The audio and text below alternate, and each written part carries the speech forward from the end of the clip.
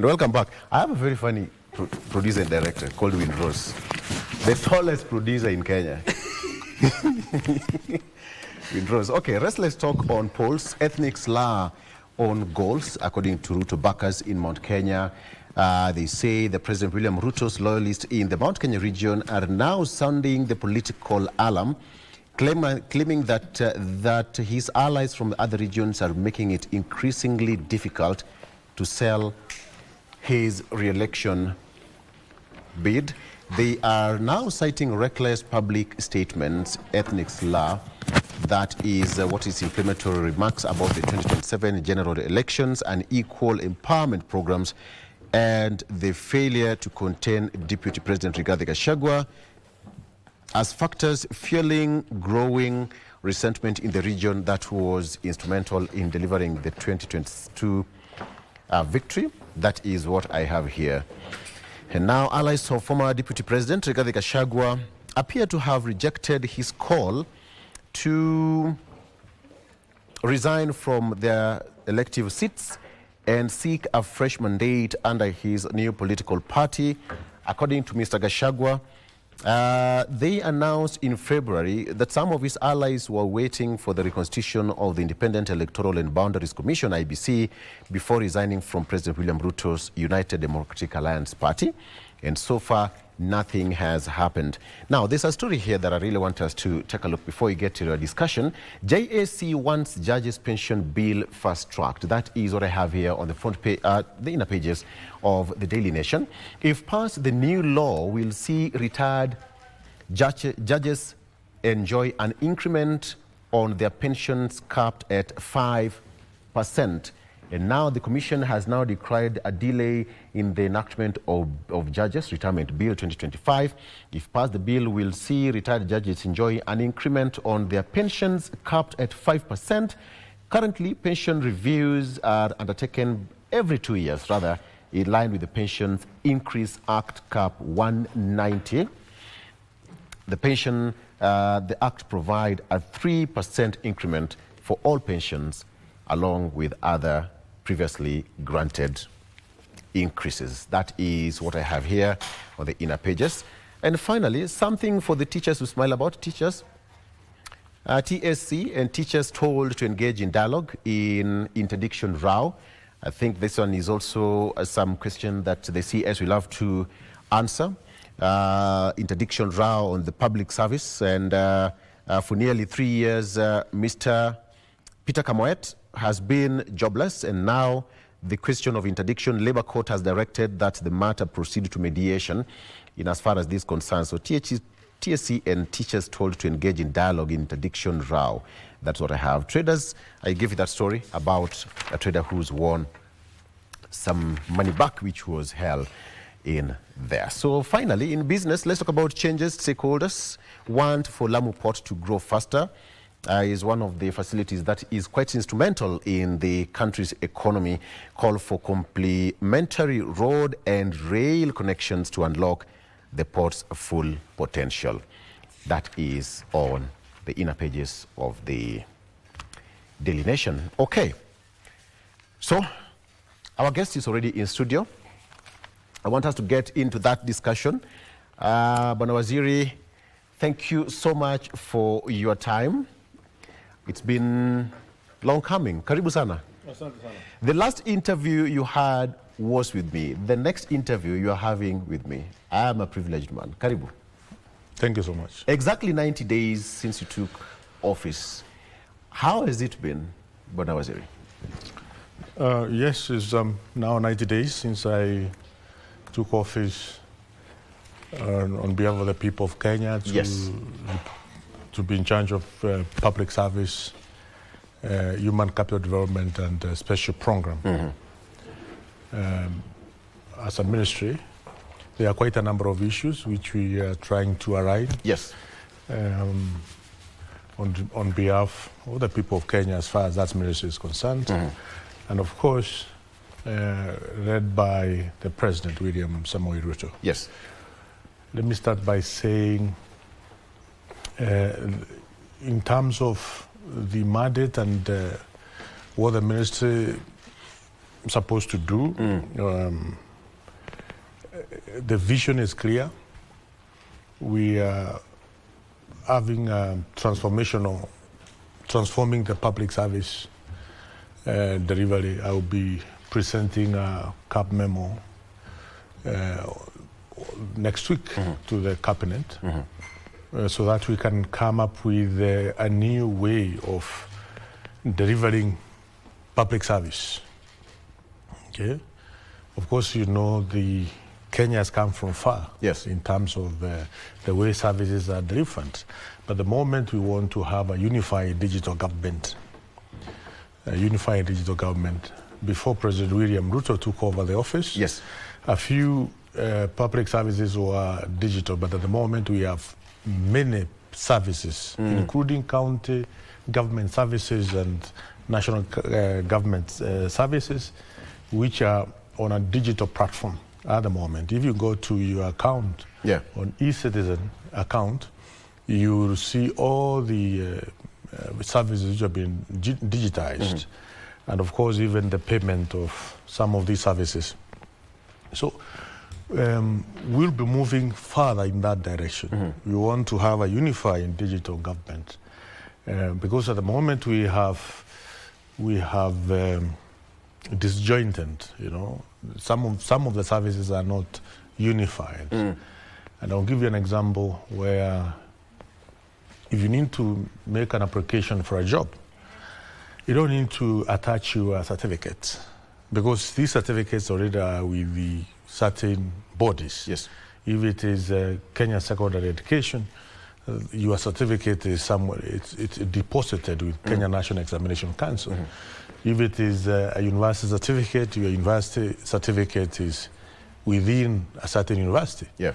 And that university should be able to provide that information to the Commission of Higher Education. So you don't need to attach these papers. So moving forward in the coming days, you only need to forward the CV only, and all other details about yourself, the employer or whoever is want your CV, you'll be able to access all the details because you'll be having a unified digital. The institutions, the government institutions can be able to talk to each other. A synchronized system. Yes, the same case you're seeing at the moment when it comes to hospitals. They are able to talk to each other from the dispensary level to level 2, level 3, level 4, level 5, level 6. At the moment, through the Social Health Authority, there is a system, a digital system, which now even the dispensaries are able to talk to level 3, level 4 hospital. Your details are there when you go to a dispensary and you are referred to level 4 hospital, your details will be there. From level 4 to level 5, your details, you'll find your details there. So in the near future, not very far, probably before the end of next year, we will be having a unified digital government for the efficiency in terms of service delivery. And that is what Article 232 of our Constitution, which talks about the principles and values of public service, talks about efficiency. The government should be as efficient as possible. We who are in charge of different government dockets, we should ensure we are serving people in a more efficient, cost-effective way as much as possible. That is a call from our very important document. What has been your priority ever since you took office? Because of course there was somebody who was in office, but now you are coming with your own system of how you want to run the ministry. It's one of the biggest ministry. I mean, public service, human resource management, and special programs. It's a big docket that you're handling. So what is your first priority as we move forward? First priority, which I'm putting a lot of effort, is to bring back the work ethics that all of us who are in public service, let's be at our workstation. That's first and foremost. Let's be at our workstations. Let's be at the workstation at the required time. because I have been able to visit quite a number of offices in Mombasa, in Nyeri, in Nakuru, in all these places. And there is some level of, I don't want to say, ghost workers. Yes. You are working, but you don't want to be at workstation at the required time. Essentially, if you are supposed to be reporting in the office at 8 a.m. and you come at 10 a.m. or you are basically late, or you go there and you stay for 1 hour and you go to town and do other things, you are a ghost worker. You are not doing what you are supposed to do.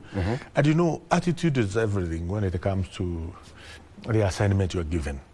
If you are not reporting at the right time, then the attitude is a bit questionable. Yeah. You may not be getting it right as far as whatever is your assignment is, what you are supposed to offer the services to the people. For instance, I have seen quite a number of Kenyans complaining when they have a service which should be provided by the government, and it takes a week, it takes 2 weeks, and this service essentially, according to the survey charter, should take maybe a day. Yeah. For instance, those who are in construction, you need to have your materials tested for construction. I don't know, sand, ballast, whatever you are using, to go and be sure that you are working on a public project. So you need your materials to be tested. There is a department for government which tests these materials, give certification that this is indeed the right materials to use for this particular building. And you take your materials there. Yeah. They take 2 weeks or a month for you to get an okay. That project which you are implementing, it delays with a month because of someone who is a government employee who decided not to be at workstation at the required time and to put the effort which is required. And at the end of the month, he is expecting the government to pay him or her. Yes. So basically what I'm trying to say is that being at the workstation the required time, that is one of my key push. I know there are quite a number of challenges within the public service. Okay? And I'm talking about public service is the entire public service. Yeah. Whether you are working with the national government or the county government, anybody who is drawing a salary from taxpayers' money, Kenya's taxpayers' money, is a public servant. And how are you intending to curb this luxury in the public service? Because, as you correctly said, you visited some of the stations, Nakuru, you're in Nakuru, in Nyeri, in Mombasa as well. And what was your official and immediate finding when you arrived in some of these stations? Immediate finding is that I'm there at 7:50 a.m. I walk around a little bit, then at around 8:05, I say, let the gate be closed so that I can be able to see how many people are at their workstation. One is clear, Teacher Service Commission employees are always at the workstation before 8 a.m. I saw it in Mombasa, I saw it in Nakuru, I saw it in Nyeri. Immigration officials are at their workstation. I saw it in Mombasa before 8 a.m. and I saw it in Nakuru. Almost 90%. Yes. The rest of the departments, government department and government units is a big problem.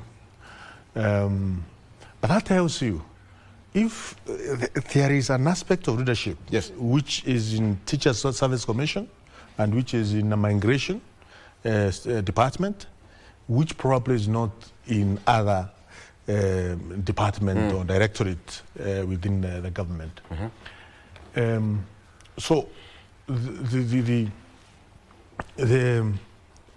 what I saw when I got, for instance, in Mombasa, is there is need for us to push the public servants. Yes.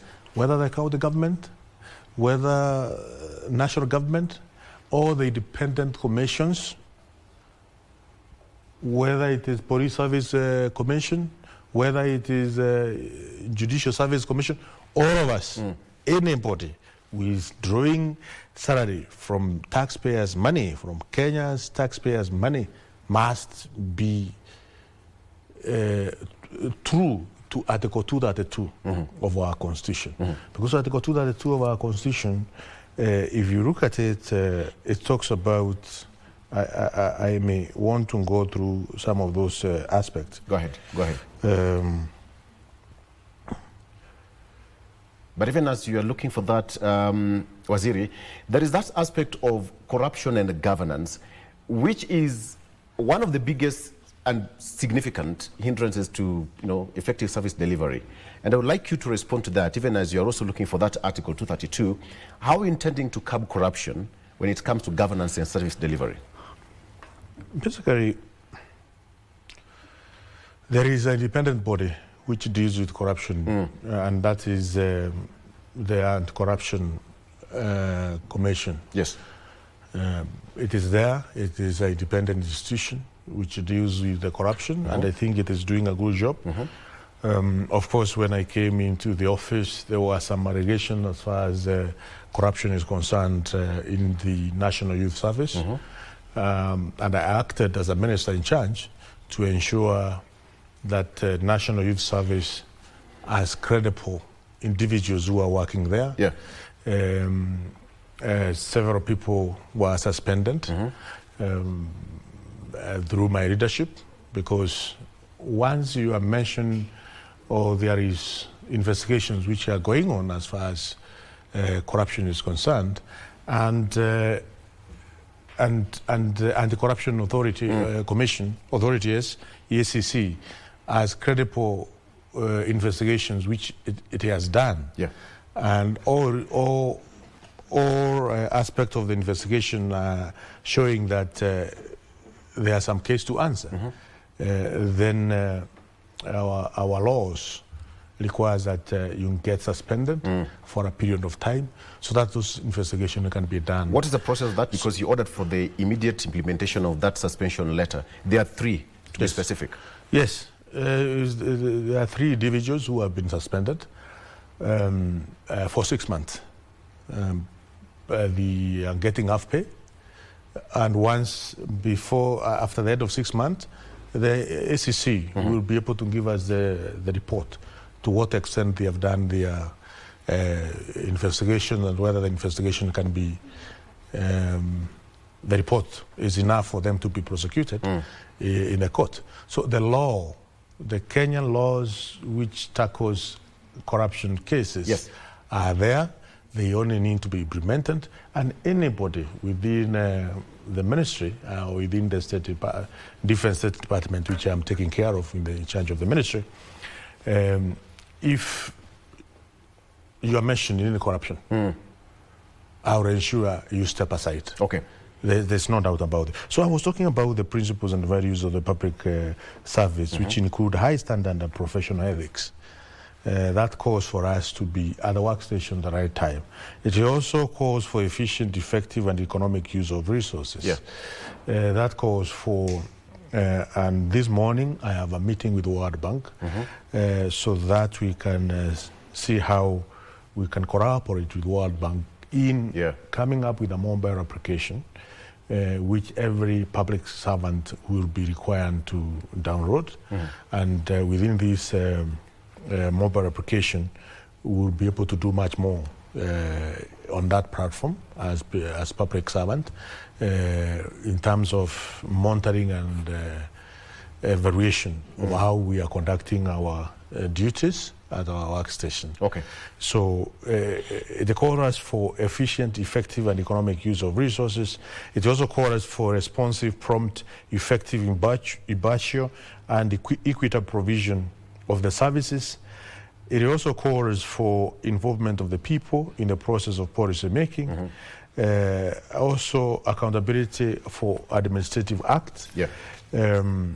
It calls for transparency and provision of public to public of timely, accurate and accurate information.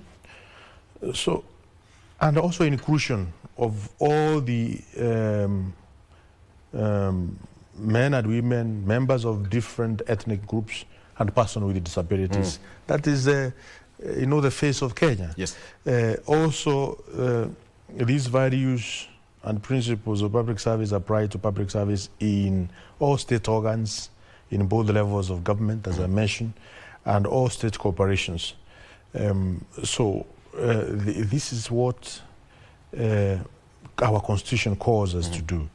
So, and when it comes to appointment, it should be fair competition and merit as a basis of appointment and promotions.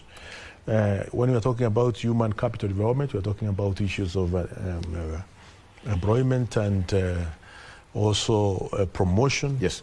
And training of public servants. So all these issues are well taken care of by our constitution, and it's upon us who are in charge, and more so myself as a Minister of Public Service to ensure all this is. It's good you've mentioned that, Waziri. But also it is important to mention I'm also in charge of special program, and special program talks about the response of emergency and preparedness of emergencies and disasters across the Republic of Kenya. I'll come to that shortly. And just the other day you talked about no Kenya should go hungry because of lack of food, at least at this time. Yes. But before you get into that, you've talked about promotion. There is a lot of career progression, stagnation. Yes. Are you handling that? Yes, we are taking care of that, but we have a challenge because as we promote more civil servants or public servants, the more it is required for the budget. And the budgeting process, we have a problem as far as the budgeting process is concerned in the Republic of Kenya. We are trying to cut down the budget deficit.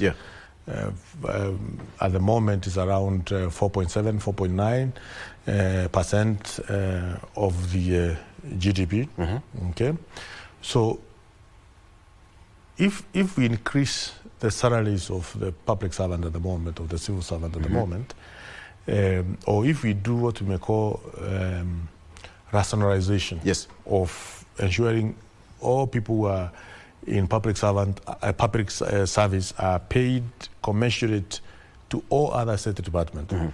You may see Kenya Revenue Authority is a public institution. People who are working in Kenya Revenue Authority and those who are working in ministry, let's say Ministry of Gender, the same qualification, the same degrees, they are earning different salaries, scales. So we need to do rationalization. For that to happen, the amount of money which we need to invest per year, Victor, is too much money.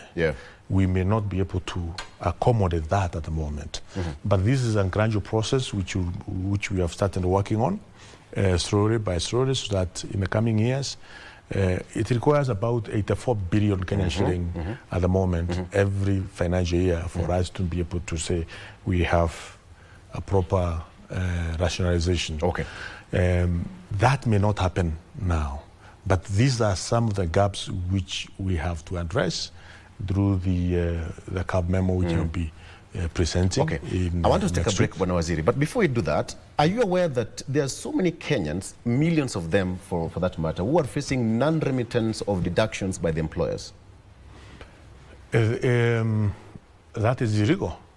In government institution, state department, we have ensured that the statutory remittance should be at the source. Should be at the source. Anything that is going to the bank, it should be net. And this is something which the President of the Republic is very clear about it, which I also insisted because I'm under very strict instruction from the president to ensure that statutory deductions are done at the net. And we have implemented a new payroll system, which is ensuring that is done. Yes. Okay. There is a new payroll system for all public servants to ensure that all statutory deduction is done from the source. The charge may be at the county levels. Okay. But in all the state corporations and all the independent commissions, as well as the civil servants in all the ministries, we have a new payroll system, which is ensuring the net, state statutory deductions are done at the source. Okay. Yes. Waziri, what is happening at the NYS? NYS, we have a lot of things, we have a lot of good things which is happening at the moment. We want to start commercialization of NYS services. We want to ensure NYS is standalone as far as money, yes, exchequer money is concerned. I'll also be doing a CAB memo. I'll be presenting a cabinet memorandum next week to ensure we have National Youth Service Enterprise Limited, where we are going to register a company, and this company will be working just like other companies, and all the monies which this company make will be used to grow the National Youth Service. Yeah. We want in January to have 40,000 young people, youth, enlisted with the National Youth Service. At the moment, we have 20,000. Yes. At the moment, you have 20,000 young people who will be graduating next month. Next year, in January, we will do a recruitment of 40,000. This can only happen if we are able to get monies from its operations. NYS can get money from offering security services. NYS can get money from construction services. NYS can make money from agricultural services. NYS can make money from hospitality services, from textiles services. Yeah. So there are many lines of businesses which will ensure NYS is able to do, because it has machinery, it has space, it has land, it has the workforce to tap the market opportunities which are there. And also government can make a deliberate measure to ensure that all the repair works, all the servicing of vehicles are done at national. Okay, I'm asking that, Mheshimiwa, because there seems to be some sort of deep-rooted procurement issues at the NYS, and actually you called the Public Procurement Regulatory Authority to launch a comprehensive regulatory and comprehensive compliance audit of all NYS procurement and disposal activities dating back to July 2019. Yes. That is a lot of work. Yes. What is happening at the NYS? That's the next question.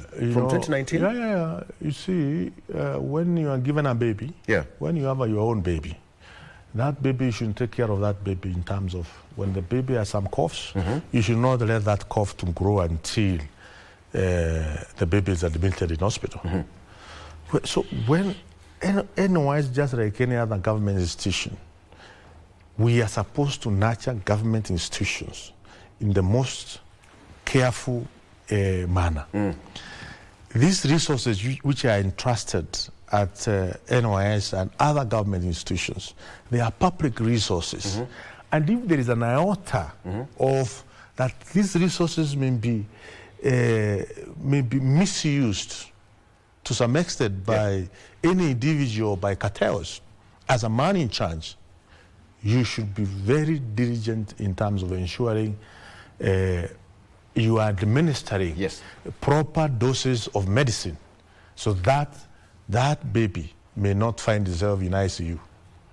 So NYS is an institution which we should take care of. And as a man in charge, I'm taking all precaution to ensure NOS will never go to ICU under my watch, under my leadership. That's why I ordered PPRA, because it's a body, is a government institution which does investigations on matters procurement. Thank you. To ensure that there is a proper audit of matters procurement and all the procedures and steps which are required in terms of using the resources available at NOS is done following the legal framework in place. So that's why I took, there was some history which was not good for National Youth Service. And history repeats itself. So we have to be very careful for history not to repeat itself. So that's why I'm in charge. You're going to tackle it this time around? Oh yes, yes. Okay. That's why I'm in charge, and I'm putting in place all the government institutions to be at watch. Okay. Please look at this. If there's an issue, let me know. Look at this. If there's an issue, let me know. Because we have to steer this institution. Because National Youth Service is an extremely important institution of the Republic of Kenya. Thank you. We have to nurture it. Yes. We have to take care of it. We have to ensure it grows. We have to protect it. We have many young people across the Republic of Kenya who are looking for opportunities to get the training and the skills which are impacted at the National Youth Service. And we will be changing also the curriculum of National Youth Service. From we'll be extending more areas. For instance, mobile repair. If you go to River Road at the moment and Moi Avenue, when your phone is dead, it is repaired there, and the computers and whatever. Those skills are not trained at the moment at National Youth Service. Okay. We want those skills to be trained there. So we'll be working on curriculum, not only machine and carpentry and textile and I don't know, mechanical engineering and all this, and construction, but also ICT skills in terms of the hardware aspect of phones, computers, and all this to be there, so that our young people can be trained in this aspect and can be more productive within our economy. Okay. Thank you. I have two questions to ask you, Bwana Waziri. There's some special attention in the special programs department now, and you said that no Kenya should actually go hungry at this time and age because of lack of food. So what are you doing in as far as we have got some arid and semi-arid areas which is quite prone? They have not seen rain for a very long time. Do you have budget allocation to cushion those Kenyans, or what are you doing? Are waiting for calamity to strike? It is the instruction of the President William Ruto. Yes. That no Kenyan should die or sleep hungry because of lack of food. The government of His Excellency William Ruto is committed to ensure every Kenyan in every corner of the country will not sleep hungry, will not be malnourished, and will not die because of lack of food. And that's why we have a state department called special programs. And not only because it responds to the droughts, it responds to the floods, it responds to fires, it responds to any other natural disaster which may occur. And there are a number of institutions in place. It is working closely with the National Youth Service in terms of ensuring the delivery of emergency supplies is done. It also has other institutions like National Center for Disaster Management and several other institutions which we are trying to put in place. So it is a State Department for coordination, for preparedness, and for the response when there is emergency. In terms of the drought, it is true we have about 23 counties which are semi-arid and arid counties. There are those which are semi-arid, which may not require very prompt interventions, but there are those which are arid areas which require prompt interventions at all times. Last week I was in Samburu. I've been in Wajir, I've been in Mandera, because these are arid counties which you require proper ground sensitization and seeing the state of preparedness, getting report from the county commissioners, getting report from the opinion leaders in those particular areas, so that you can be on top of things as far as drought interventions are concerned. And these are instructions of the President of the Republic of Kenya. He's an extremely committed individual to ensure he wants to see that no Kenyans who will die, who will sleep hungry because of lack of food. Okay. And we have enough supplies. It is important for Kenyans to know the government of William Samoei Ruto has enough supplies. If there is anyone in any corner of the Republic who is facing hunger, who doesn't have food, don't blame the government of the Republic of William Ruto. Probably there may be some gaps in terms of getting the information, but which I doubt, because we have information gathering from the grassroots, from the chiefs to sub-chiefs, from the village elders, all the way to county commissioners, and these reports are coming to my desk, and we are ensuring proper interventions are being done in a very timely manner. Yesterday or the previous day, that's on Saturday, I was in one of the remote corners of Narok County, in a place called Biro, deep in Narok West, to ensure that no one in that corner of our nation is facing hunger. And we went there with relief services or relief supplies.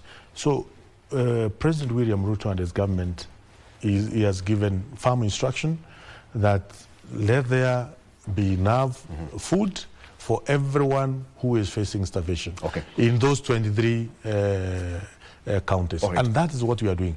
And in case of other emergencies like fire, we are prompt to ensure we attend the fire situation. In this city, Nairobi city, there have been quite a number of fires incidences where government and president and ensured those affected have the relief supplies for the mattresses and blankets and even food to ensure it did. Government is not only responding but also cares. You know, it empathizes with those who are affected, those who are in a very difficult situation at the right time. Bwana Waziri, we have a segment called How to Make Kenya Great, and I want you to take a look, talk straight to your camera there. How to make Kenya great, and it's a minute kind of. So you'll take 1 minute and go as the Cabinet Secretary, how to make Kenya great, in your own opinion as a leader.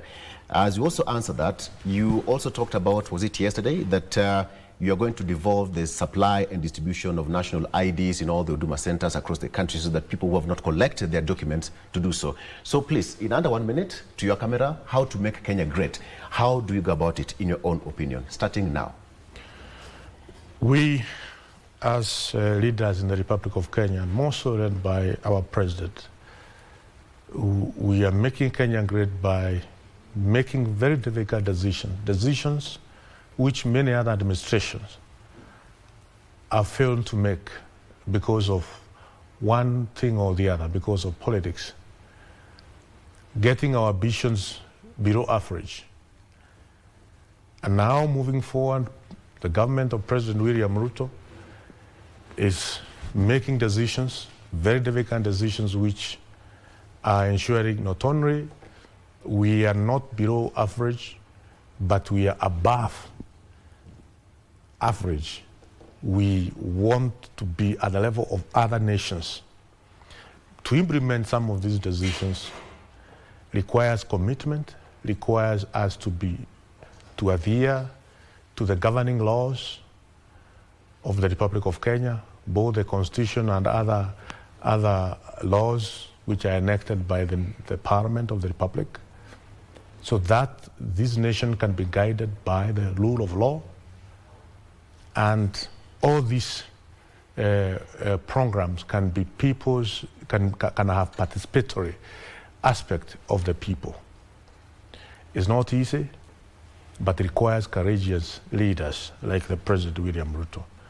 the way he has been very courageous in making difficult decisions. To me, that is how we are going to make this nation great. Thank and you. all these difficult decisions touch the economy, touch the social life, and touch the political aspect of our nation. Thank you. That was a good way to end. But Waziri, before I let you go, someone is asking, how are you handling the issue of pay and salary delays in the public service? Salary? Salary delays in the public service. Some of the public servants are not getting their salaries right on time. From where I see, there is no public servant who has gone through salary delays. All salaries are paid at the right time. Yes. Yes. Okay. Well, Waziri, thank you so much for your time. I hope to see you once again in the near future. That is Geoffrey Ruku, who is the Cabinet Secretary for Geoffrey Ruku. Geoffrey. Ministry of Public Service, Human Resource Development, and of course, special programs, talking to us 90 days after taking over the mantle of that ministry. Thank you so much for your time, Bwana Waziri. And we are taking a break. GMK continues after this break. Stay with us.